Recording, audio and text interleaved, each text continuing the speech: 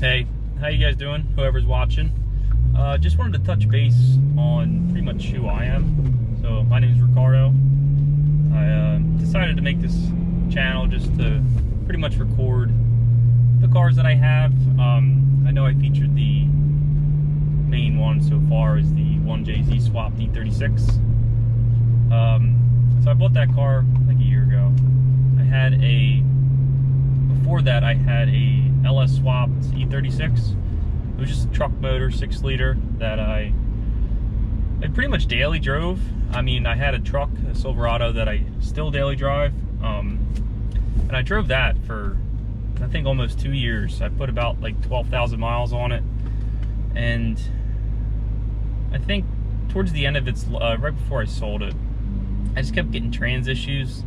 And if you ever swapped a T56 into an LS, it's not the best to get the trans out or engine out, just because steering shaft through the header and stuff. And I remember I locked last time because I guess I accidentally put the steering shaft on the wrong way, and the steering shaft came off of me in the parking lot, which is terrible. So I remember I Loctited that to it. So when I knew I had to pull the motor and trans back out, I was like, oh geez, let me just Loctite this, and then I won't have to worry about it again. But then, come to the point where I had to take the trans out, I thought about that, and I was like, this is gonna suck. So I put it up for sale, traded for a 1 Series. It was Nardo Gray.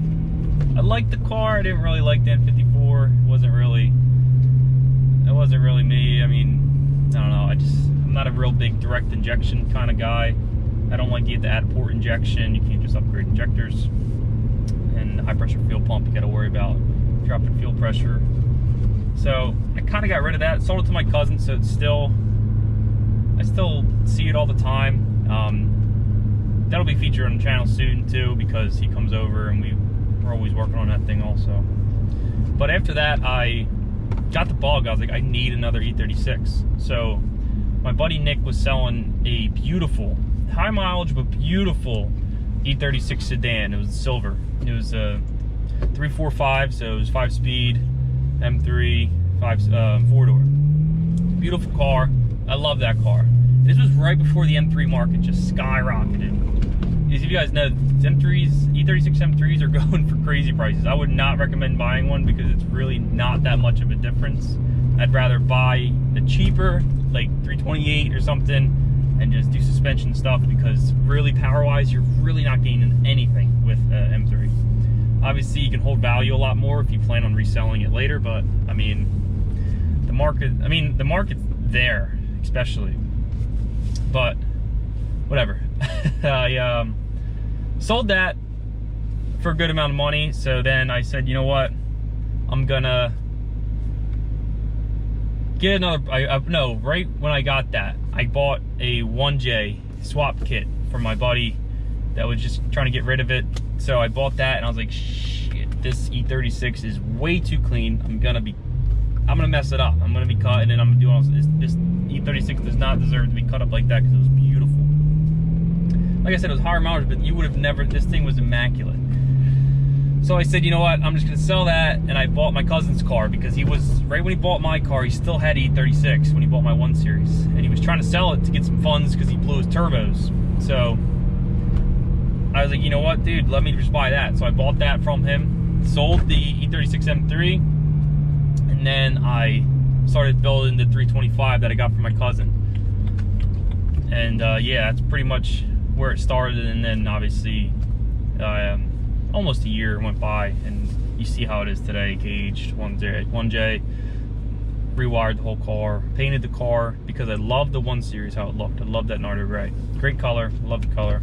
There's one of those colors one of those cars you can literally point out the scratches, but like when you're just looking at it, you don't notice any scratches or anything like that. You literally, I used to wash that thing. I don't know.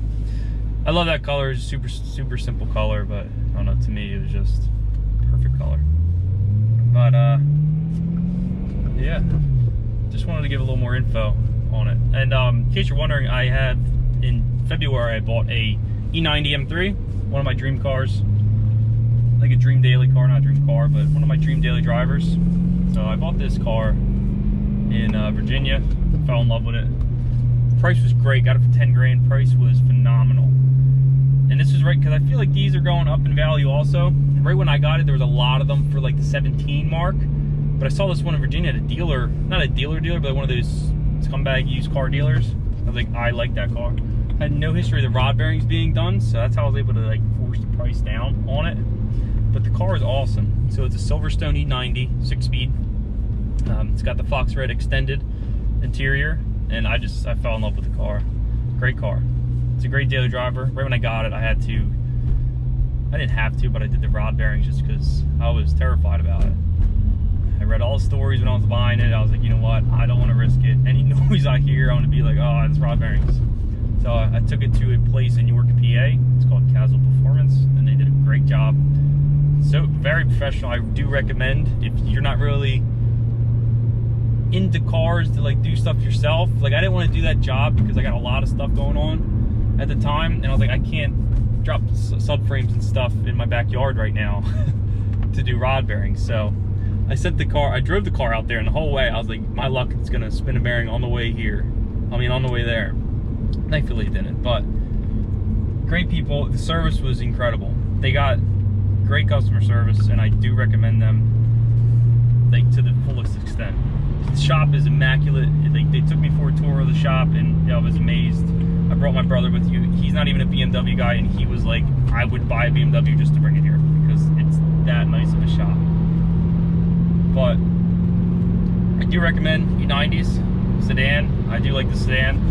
The coupe, to me, I mean, I feel like it can look really good, but to me, personally, everybody has their own preference. I prefer the E90. I just think it looks better, and it's way more practical. I skateboard, so I can just throw my skateboard and open the door, throw a skateboard in there, throw a little cooler in there, and all that other stuff, and just get on going. I don't like putting it in the trunk, because usually when I put my skateboard in my trunk, somehow it flips over, and then it just goes crazy, and it starts banging all over.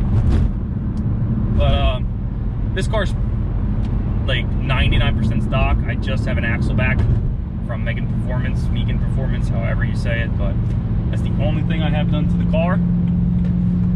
And I do have plans with it, so I want to, over the winter, get some Apex wheels, because I got that on my E36. I love their wheels. I think it's the best bang for buck for a real wheel, and I personally love an OEM Plus looking wheel.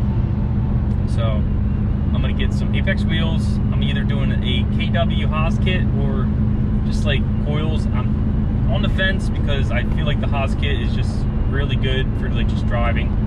Because I do anticipate I'm taking this car on the track, but not to the extent where I'm like, I'm gonna get a real nice set of coils, because I'm gonna be driving this thing a lot on the track. So I'm leaning towards the Haas kit, because I don't think this car on BCs would really drive really well. Because I'm in that $1,000 to $700 for suspension. So I'm leaning towards the Haas kit just because I feel like that's going to be the better ride. I want to do some cosmetics. So this is an 08, so the only year it has the hideous trunk. So I want to do an LCI CSL trunk. Do obviously the LCI taillights and all that fun stuff. I'll do the carbon one. I'd probably leave it bare carbon just because I feel like the Silverstone is kind of hard to paint to match. I try to paint my reflectors. They came out alright, but you can still notice that I painted them. But yeah, I'm on the fence about like front lips, because I know they got the GT4 lip, the GTS lip, I think it's actually called. I don't know, we'll see. I'm doing 18s. I don't want to be replacing lips all the time, because this is supposed to be like my summer fun car that I just drive because it's just a fun car to drive. I mean, I don't feel like driving my truck every day. Sometimes it's pretty boring driving that truck. You get pretty sick of driving it every day. So that's the main reason I bought this, and one of those bucket lists to check off. So what else did I do? I mean, so far it's just been maintenance. So I drove almost 9,000 miles, done 3 oil changes, oil filter housing gasket, water pump. I did all my pulleys, belts, tensioners, throttle actuators, that fuel shut-off valve, vapor valve, whatever it is, valve cover gasket, spark plugs. They did the oil pan gasket when they did the rod bearings. Had rod bearings. I think I did the king bearings with stock bolts. I think that's what they did, if I can remember. It's got new motor mounts. And yeah. Right now I'm dealing with an ABS issue. So about a couple months ago, my ABS light would come on, off, on, off, on, off, on, off, and stay on for about a week. Then go off again, come on, off, off. So it's in that left front. So I'm thinking it's a hub because I did do a sensor voltage reading in AC volts, and I was able to pick up voltage reading. So I don't think it's a sensor because I did swap them and it did say on that side. So I'm not really leaning towards a sensor. I'm not really worried about the harness. I mean, I will if I replace the hub, and it's still not bad. But I was able to pick up a voltage, and I was able to spin the wheel with the scan tool up, and I was able to see left front wheel speed move when it worked. But it's like a directional fault, so I'm kind of leaning towards a hub. It's an older car. I mean, I'm pretty sure it's just rust because it's aluminum hub, but the ring, the pickup ring, is going to be steel because it's magnetic. So I'm just thinking, hopefully, that it's just rusty. Replace that. I'm gonna do that when I do pads and rotors all around because it needs pads and rotors. I might just do some Hulk HPS pads with it. And yeah, we're dropping the Fox body Mustang off. We're dropping that off, I want to say later this week, to get the exhaust ran, because I think I explained it in a video, we were going from the hooker header down under the frame rail up and right into the fender. So that's where the turbo is going to sit, and then we're pretty much just doing the down pipe right outside the fender. So that's going to get the fab work done. Wow, that Volvo is flying. So we're getting that fab work done, and when that gets back, definitely going to post some more videos on that because that thing is rowdy. That thing is so rowdy. The only thing I'm really worried about on that now is the trans, because if I bought a unknown Power Glide stock case, if you guys know anything about Power Glide stock case, we're not going to be able to go wide open throttle or do any hole shots or any dig races with it, really, because I don't know, I'm just scared that converter's just going to come up the floor. So I really would like to get a any upgraded case in that thing, because I do not want my brother's legs or my legs, whoever's driving it, to be hurt badly with the stock case. So I always forget to make a intro and an outro. Sorry about that. Working on it, really am. I just wanted to make that video pretty much just explaining the channel and all. So yeah, thank you if you watched the whole thing, and have a good one.